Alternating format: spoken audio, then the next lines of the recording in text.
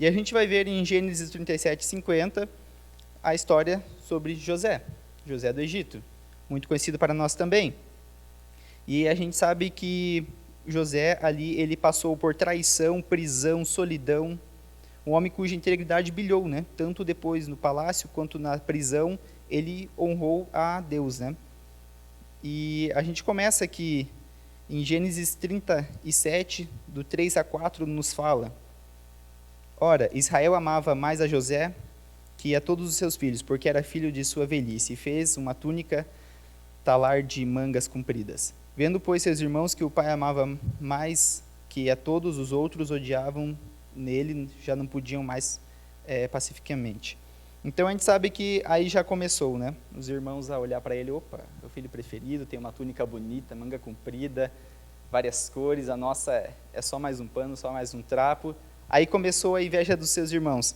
E mais para frente, no 37, do 23 ao 28, nós também leremos que nos fala, Gênesis 37, do 23 ao 28. Mas logo que Jacó chegou a seus irmãos, despiram da túnica, a túnica de talar de mangas compridas que trazia, e tomando-o lançaram na cisterna vazia sem água, no poço. Ora, sentando-se para comer pão, olharam e viram uma caravana de ismaelitas, vindo da Galileia, de Gileade. Seus camelos traziam aromatas, bálsamos, mirra, que levavam para o Egito. Então disse Judá a seus irmãos: de que nos aproveita matar o nosso irmão e esconder-lhe o sangue? Vinde, vende-nos aos ismaelitas. Não ponhamos sobre ele a mão, pois é nosso irmão, a nossa carne. Seus irmãos concordaram. E passou os mercadores midianitas, e os irmãos de Jacó o alçaram, e tirando-lhe da cisterna, o venderam. Por 20 ciclos de prata os ismaelitas. Esses levaram José ao Egito. Então, ali já havia começado, um pouco antes a gente também sabe dos 2 sonhos que ele teve, aonde seria adorado por seus irmãos, seus pais, e eles já tinham aquela certa inveja da túnica, e quem dirá a gente se prostrar perante você? Então só foi crescendo cada vez mais. Então nesse determinado momento, quando seu pai pede para ele ver como seus irmãos estavam cuidando do rebanho, os irmãos estavam tramando contra ele. E foi apunhalado pelas costas pelos seus próprios irmãos. Ali ele já tinha um primeiro motivo para começar a duvidar de Deus, para condenar a Deus, falar: Senhor, o Senhor é o culpado, e simplesmente não se importar mais com Deus.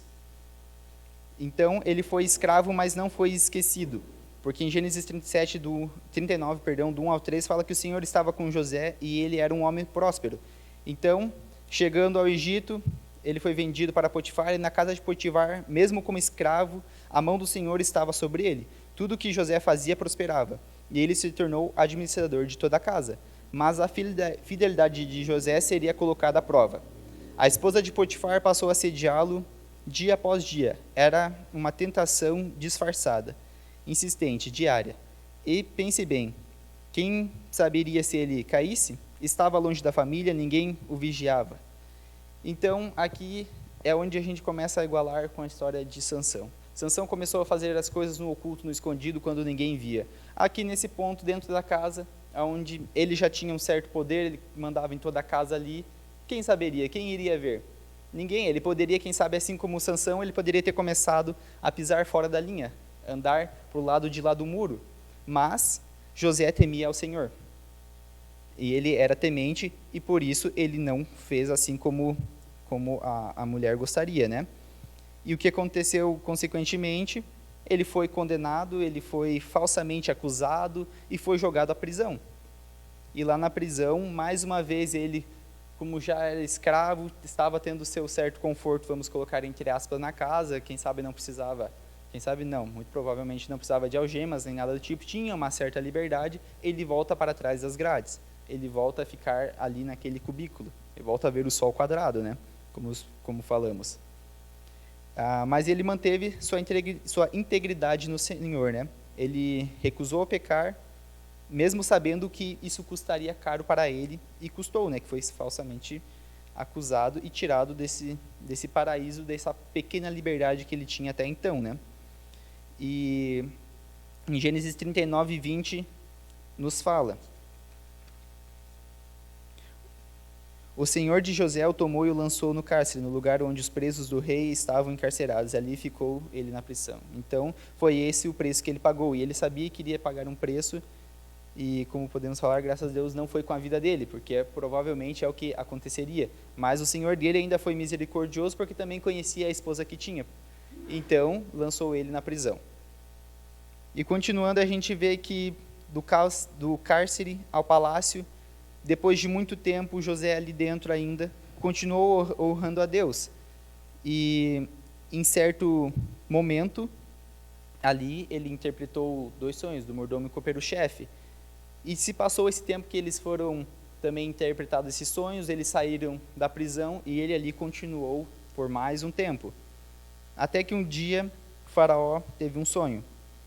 E ali não tinha interpretação, ninguém sabia o que ia acontecer, que não ia, ninguém conseguia, ninguém acertava, e se lembraram de José. Então José teve a oportunidade, Deus o colocou novamente na oportunidade de testemunhar. Então José é chamado, interpreta o sonho do rei, do faraó, que teria 7 anos de fome, 7 anos de fartura, ao contrário na grande realidade, primeiro a fartura, depois a fome, né? E assim como José honrou a Deus, Faraó, tomado por Deus, deu um voto de confiança e colocou ele para administrar. Então você tomará a frente, saberá o que fazer. Seu Deus deu a interpretação e ele deu esse voto.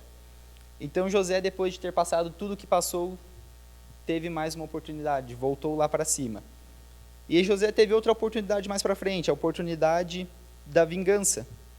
Pois depois que passou os 7 anos de fartura, quando entrou os 7 anos de fome, a fome chegou até sua família e eles tiveram que recorrer ao Egito. E ali José poderia, quem sabe, tudo que ele passou, ele poderia ter relembrado, ter remoído e ter sido a hora da vingança para os seus irmãos. Aqueles que me venderam, passei pela escravidão, fui acusado, tudo isso por conta deles atrás, da inveja que eles tiveram de mim. Mas José, como era um homem do Senhor, ele assim não fez, porque não pela parte dos seus irmãos, mas porque ele tinha a Deus. Então o perdão foi não apenas pelos seus irmãos, mas por estar com Deus, andar nos caminhos de Deus. Quem sabe se ele tivesse deslizado aquele momento lá atrás, teria cometido outros delitos, e neste momento ele teria mais uma vez feito algo ruim. Mas ele tomou suas decisões que o levaram até ali, e foram decisões ao lado de Deus. E a integridade diante de Deus e o alicerce de uma vida que honra o propósito. Foi isso que ele tinha com Deus. Então agora a gente vê que os dois tinham seu propósito com Deus, Sansão e José. Sansão até mesmo antes de nascer já tinha seu propósito. José, conforme ele foi crescendo, foi tendo sonhos ali, Deus estava mostrando, mas cada um tomou sua decisão. Sansão não precisava ter passado pelo que passou no final de sua vida, toda aquela humilhação, aquele sofrimento, poderia ter seguido os passos de Deus, os planos de Deus que Deus tinha para ele, tinha traçado. José tinha um propósito de passar aquilo. Talvez tivesse outro meio de chegar aonde ele chegou, talvez sim, talvez não. Mas mesmo José tendo as mais dificuldades que teve, as provações, as traições, ele se manteve firme. E essa é uma história que essas 2 histórias eu trouxe, porque daqui a pouco eu vou estar indo estudar. E eu e minha mãe, a gente sempre conversa sobre essas histórias, sobre essas decisões que a gente tem que tomar nas nossas vidas. E eu estava refletindo sobre ela e não cabe apenas sobre mim, sobre os estudos, as decisões que eu vou tomar, mas sobre cada decisão que a gente toma em nossa vida. Às vezes a gente começa a tomar decisões que não estão com Deus, a gente começa a pecar um pouquinho aqui, um pouquinho, já estamos em cima do muro, já estamos passando para o outro lado do muro, e a gente mantém aqui na igreja uma aparência e ninguém está vendo o que eu estou fazendo do outro lado.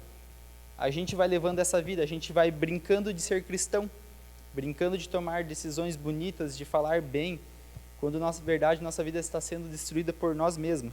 E isso são em todas as áreas da nossa vida. Tudo que a gente toma de decisão, de escolha, vai afetar o nosso futuro. Então foi essa a decisão que eu trouxe de trazer hoje para nós. Que a gente possa sempre escolher o lado de Deus. Deus nunca prometeu um mar de rosas. Deus tinha um plano para José. José teve que passar tudo o que passou, honrando a Deus, não desviando do seu caminho, para chegar no objetivo final. Sansão tinha um objetivo final, mas ele traçou tudo de uma forma errada. Então, que a gente possa, hoje e sempre, tomar a decisão ao lado de Deus, mesmo que ela não seja fácil, mesmo que a gente saiba, assim como José soube que ele seria falsamente acusado, ele temia pela vida dele, ao não cometer algo errado, porque ele temia a Deus, sabia o que era certo e se manteve firme. Então, que as nossas decisões estejam sempre baseadas em Deus, porque a nossa recompensa não é aqui, a nossa recompensa é uma recompensa eterna, lá nos céus. Amém?